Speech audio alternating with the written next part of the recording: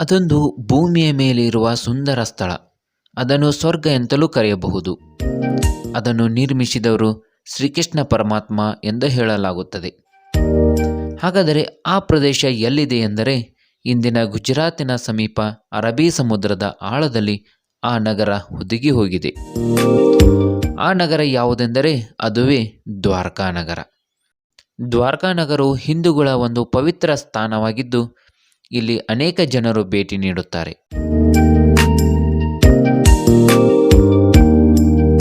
ಹಾಗಾದರೆ ದ್ವಾರಕಾ ನಗರಕ್ಕೆ ಭೇಟಿ ನೀಡಿ ದ್ವಾರಕಾಧೀಶನ ದರ್ಶನ ಪಡೆಯಲು ಬಯಸುವವರಿಗೆ ಇಲ್ಲಿದೆ ಒಂದು ಖುಷಿ ಸಮಾಚಾರ.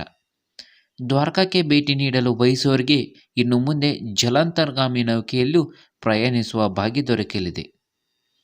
ಹೌದು, ನೀವು ಗುಜರಾತ್ ಪ್ರವಾಸ ಮಾಡುವ ಯೋಜನೆ ಹಾಕಿಕೊಂಡಿದ್ದರೆ ಒಂದಿಷ್ಟು ದಿನ ತಡೆಯಿರಿ. ನೀರಿನೊಳಗಿರುವ ದ್ವಾರಕಾ ನಗರದ ಅಂದವನ್ನು ಕಣ್ತುಂಬಿಕೊಳ್ಳುವ ಅವಕಾಶ ನಿಮಗಾಗಿ ಎದುರಾಗಲಿದೆ. ಜಲಾಂತರ್ಗಾಮಿ ಪ್ರವಾಸೋದ್ಯಮಕ್ಕೆ ಉತ್ತೇಜನ ನೀಡಲು ಮುಂದಾಗಿದೆ ಗುಜರಾತ್ ಸರ್ಕಾರ.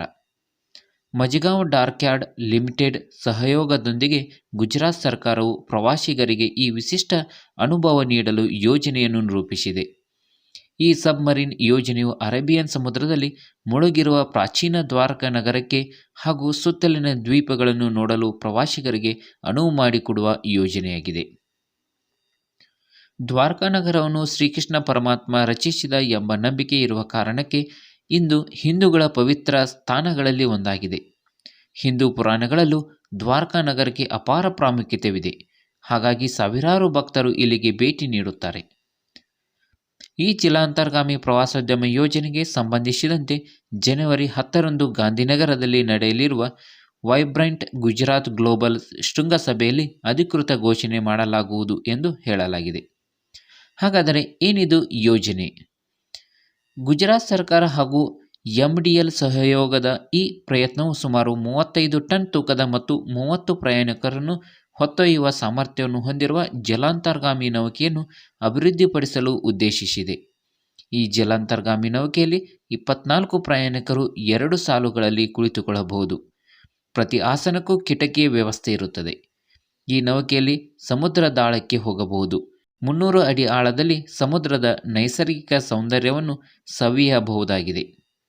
ಈ ವಿಷಯವಾಗಿ ಮಾತನಾಡಿದ MDL ಅಧ್ಯಕ್ಷ ಹಾಗೂ ವ್ಯವಸ್ಥಾಪಕ ನಿರ್ದೇಶಕ ಸಂಜೀವ್ ಸಿಂಘಾಲ್, MOUಗೆ ಸಹಿ ಹಾಕಲಾಗಿದ್ದು, ರಾಜ್ಯ ಸರ್ಕಾರ ಅಂತಿಮ ನಿರ್ಧಾರ ನಂತರ ಜಲಾಂತರ್ಗಾಮಿ ನೌಕೆ ನಿರ್ಮಾಣ ಕಾರ್ಯ ಆರಂಭವಾಗಲಿದೆ.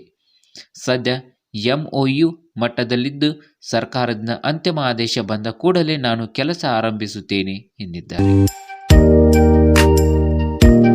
ನೀವೇನಾದರೂ ದ್ವಾರಕಾ ಪ್ರದೇಶವನ್ನು ನೋಡಲು ಇಚ್ಛಿಸಿದರೆ ಇನ್ನೊಂದಿಷ್ಟು ದಿನ ತಡೆಯಿರಿ. ತಡೆದಲ್ಲಿ ಇಂಥ ಅದ್ಭುತವಾದ ಒಂದು ಅವಕಾಶ ನಿಮಗೆ ಸಿಗಬಹುದು ಎಂದು ಹೇಳಲಾಗುತ್ತದೆ.